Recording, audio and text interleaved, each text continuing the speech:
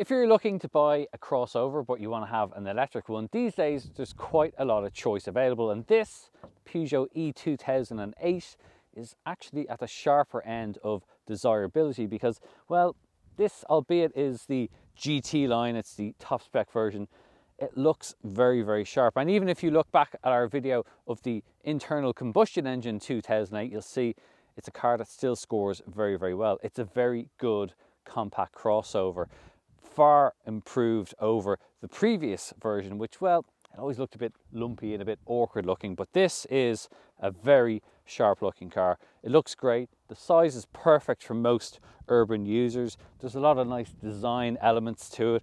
You'll notice that this has a slightly different grille. This is specific to the electric version, but really, other than that, there's not a lot of visual difference between this and the petrol or diesel versions. And I think a lot of people will like that it does seem effectively like a normal, good-looking crossover. It just happens to be electric. Now, speaking of electrics, the battery of the car is housed in the floor, and this is a car that has been designed from the ground up to take electric. So there's very little compromise in terms of having this electric. The battery doesn't interfere with rear passenger space, which we'll show you in a moment, or boot space, which measures in just over 400 litres. The battery is a 50 kilowatt hour unit, and this car can rapid charge it up to 100 kilowatts when you need to. The driving range is just over 300 kilometers. For most people, that's going to be fine. In realistic terms, I think you can typically see around about 250 to 280 kilometers, give or take, obviously, if you've got aircon on and the type of driving that you're using. And obviously in winter, that will have a little bit of an impact on the battery's performance in the colder months. But by and large, it's a very sharp SUV. So let's go and have a look at what some of the details are inside. The interior of this GT line spec really does look great. It's got really nice fabric on the seats with these contrasting luminous green or lime green stitching. Does stand out quite a bit. And even this faux carbon fiber panel across the center of the dashboard, it's actually quite tasteful. I mean, you know, other manufacturers use this kind of effect and it's just not executed quite as well. You still have this small kind of square-like steering wheel. This is part of the design because it's meant to sit lower down to give you a more direct feel. So you look at the instruments over the steering wheel. Not everyone likes it. It does take a little bit of getting used to and also finding a driving position that works best for it. But aside from that, the actual quality, the fit and finish of everything inside here is actually very good for the segment. Now, the 3D display does work quite well, actually. It's effectively two screens kind of sandwiched together, but as you move your head, you can see a little bit of that kind of extra depth that it gives you. It does work quite well in that respect, and you actually can toggle through quite a lot of different displays to suit what you want. So if you prefer to have driving data or you want to have a graphic showing how much battery you have left, all these things are there. There's quite a lot of choice there, in fact. So Peugeot have done a good job in that respect. The infotainment screen is quite nice. It's a large, decent size. It's slightly angled towards you as you sit in the driver's seat, but it's very clear, very crisp, and it's importantly quite responsive as well. So it reacts quickly to any of your inputs. You can obviously input your phone. So if you want to have connect it via USB or USB-C, you can do so and have Apple CarPlay or Android Auto come up here on the screen. Now, it is a little bit annoying that you have to use the touchscreen to still adjust things like fan speed and the temperature, but there are some shortcut buttons along the base here, these kind of piano keys that you can use, which have things like your heated seats, and obviously then you can use these as a shortcut to access certain menu functions within the display. There is also a good bit of storage here, so you have a small open storage area here. There's a 12-volt power socket. As I mentioned, you've got two USB type inputs, and this also pops open to reveal an additional storage space and a handy lip which you can actually leave your phone resting on if you want to have it sitting there while it's plugged in.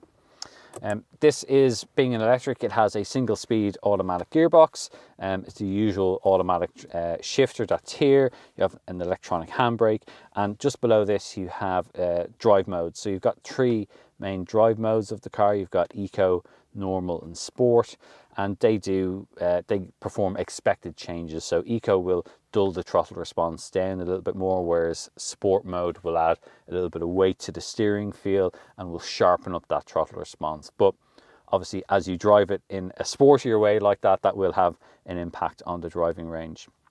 Other features just of note, you do get quite good rearward visibility here, decent sized door mirrors, and overall the general good sense of space inside the car. You don't feel quite as hemmed in this car as you do in the larger 3008 and 5008 SUVs. You've got two cup holders, a little bit of storage underneath that's actually surprisingly deep, and then you have the rear space, which we'll get to now.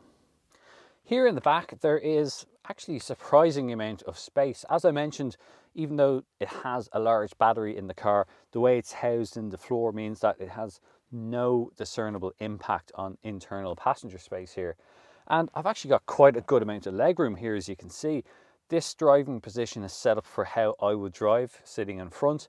I'm about 5'9", so as you can see, I've still got plenty of knee room. The way the seats are sculpted adds a little bit more to that, and you've got some netting here if you want to slide something in. But even in the back, I've got okay amount of headroom actually. This car doesn't have any kind of panoramic sunroof or glass roof, and actually, you know, it's pretty good amount of space in the back here.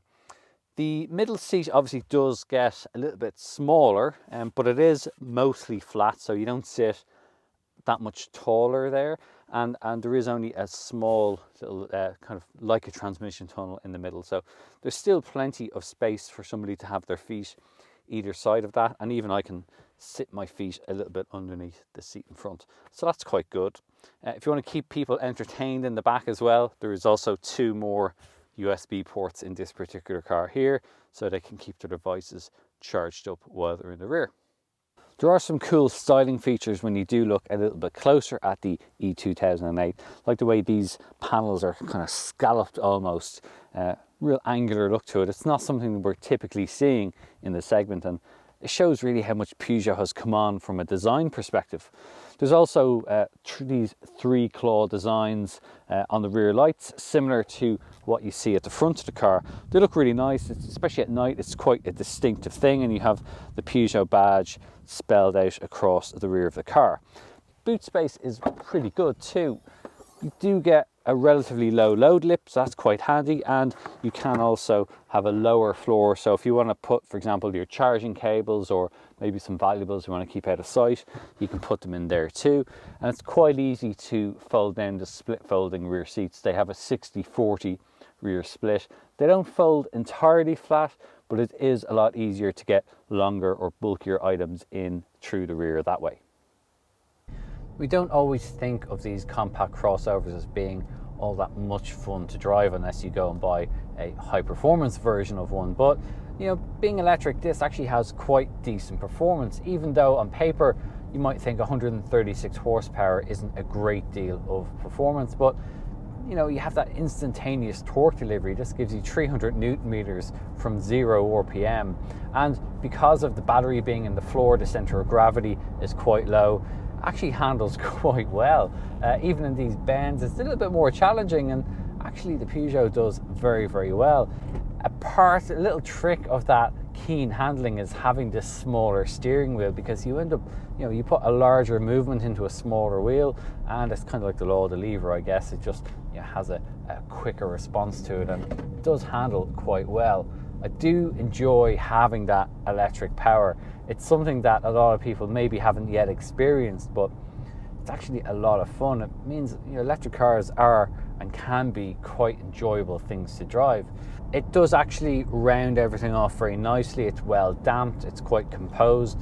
It certainly doesn't roll around that much in the corners.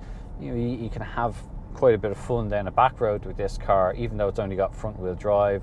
There's good levels of grip and traction, and it's all very predictable. You know, it does exactly what you would expect it to do, and the power delivery is very, very smooth. Obviously, being a single speed automatic, you get this just very nice linear acceleration all the way as the speed increases, and it just makes it a very relaxing car to drive, even when you're just driving in traffic.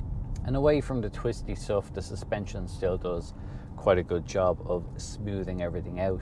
Yes, it is on the little bit of a firmer side, but it's actually very well damped, so it rounds off all the bumps quite nicely. So, you know, sharper speed bumps, for example, don't jar, they don't bang through the cabin, it doesn't crash over potholes and things like that. So it does quite a good job in that respect. And for the most part, there's actually not a lot of road noise either. It's relatively quiet inside. You only ever have a slightly distant whir from the electric motor as you pull away from the traffic lights, and it does get away quite quickly from the traffic lights. That 0 to 30 kilometers an hour, well, it's like a lot of electric vehicles. It feels really, really quick when you do want it to do that. But, you know, for the most part, just driving it normally, it's very, very smooth, it's very refined.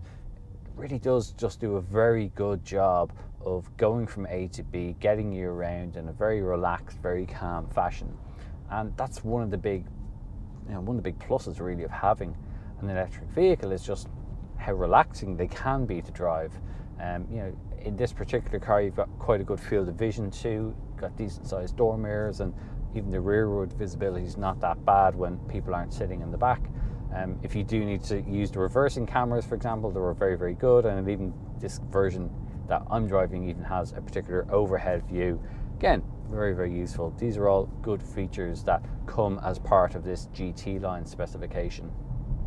So overall, really, I mean, this just does a very good job of doing everything that you would want a good, classy, refined crossover or compact SUV to do. It just happens to be electric, and well, it's got really good driving range for what most people are going to typically do. The fact that you can fast charge it as well. If you're on a motorway and you want to pull in and use, for example, a fast DC charger, to be able to put a lot of charge very quickly into this car is another bonus. But most people are probably just going to charge these cars at home, and being able to fill a car like this up for, you know, maybe €6 or €7, depending on what your electricity provider is charging you. Very quickly, when you start to do the maths, getting past the initial cost of entry of buying these cars in the first place, the ownership just comes down so much, and that's why these make really sensible purchases as family cars. Yes, Peugeot does also do an electric 208, but this is a much bigger size. It's probably much better suited to what most people want from maybe a family car. And yeah, it just makes a lot of sense. There are obviously going to be a lot more of these electric crossovers and compact SUVs coming, but in terms of what's available right now in the market, this Peugeot e-2008 is right up there at the very sharp end of what's available. All right, that's our review. We hope that you found it informative. If you did, please do give the video a like and let us know what you think. Get involved in the comments below and tell us whether you'd have this car, or maybe there's something else that you think is better. Do let us know by getting involved in the comments below. If you don't already, please do consider subscribing to the Complete Car YouTube channel. And if you already do, thank you. Hope you enjoy it. And don't forget to hit the notification bell, because then next time we upload another video review, you'll get a little alert to go and have a look at it. Thanks for watching.